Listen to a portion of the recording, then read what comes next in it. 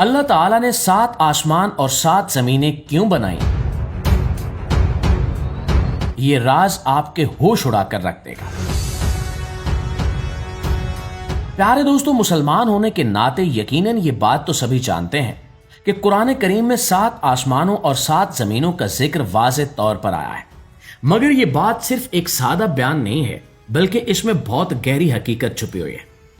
اللہ تعالیٰ فرماتا ہے کہ اس نے 7 آسمان بنائے اور ان کے برابر زمینیں بھی پیدا کی، اور ان سب میں اس کا حکم جاری ہے۔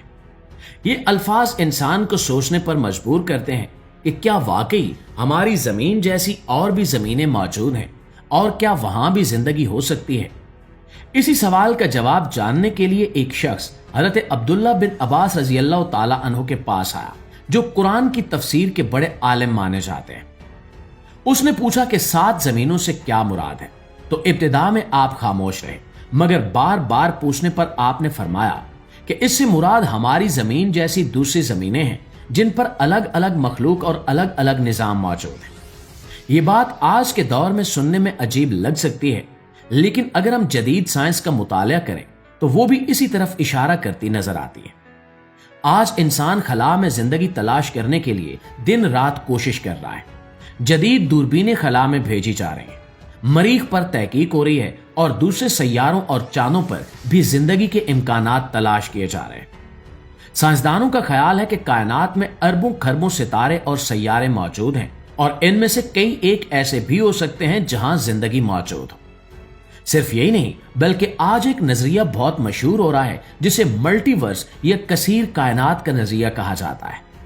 اس کے مطابق ہماری کائنات اکیلی نہیں ہے، بلکہ اس جیسی بے شمار کائناتیں بھی موجود ہو سکتی ہیں، اور ہر کائنات کا ایک الگ نظام ہو سکتا ہے، اور ممکن ہے کہ وہاں بھی ہمارے جیسے انسان موجود ہوں جو اپنی اپنی زندگی گزار رہے ہیں۔ یہ تصور حیران کن ضرور ہے، مگر یہ ہمیں قرآن کی اس آیت کے مزید قریب لے جاتا ہے جس میں کئی زمینوں اور آسمانوں کا ذکر ہے۔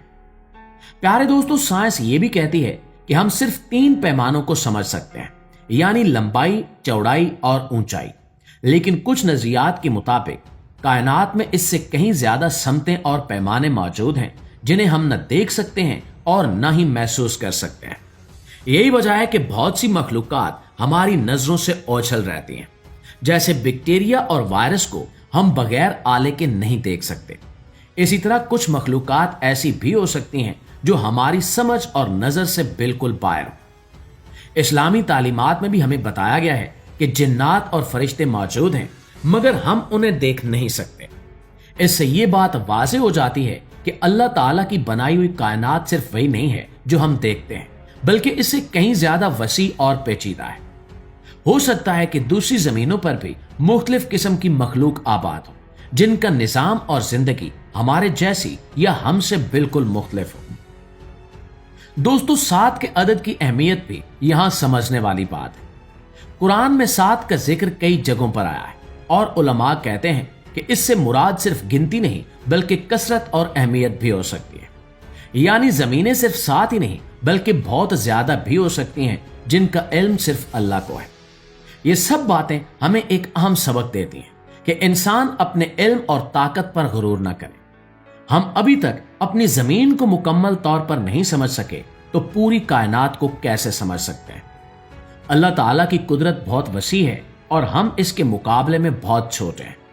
اگر ہم اس کی نافرمانی کریں تو اس کا کوئی نقصان نہیں کر سکتے، کیونکہ وہ بے نیاز ہے۔ وہ چاہے تو ہماری جگہ اور مخلوق پیدا کر سکتا ہے جو اس کی فرما برداری کرے۔ اس بارے میں آپ کیا کہیں گے؟ کمنٹ سیکشن میں ضرور بتائیے گا۔ ویڈیو اچھی لگی ہے، علم میں اضافے کا باعث بنی ہے، تو ہماری اس کوشش کو ایک لائک اور ایک شیئر ضرور دیجیے گا۔ انشاءاللہ آپ سے ملاقات ہوتی ہے ایک اور انٹرسٹنگ ویڈیو کے ساتھ۔ تب تک اپنا ڈھیر سارا خیال رکھیے۔ اللہ نگہبان۔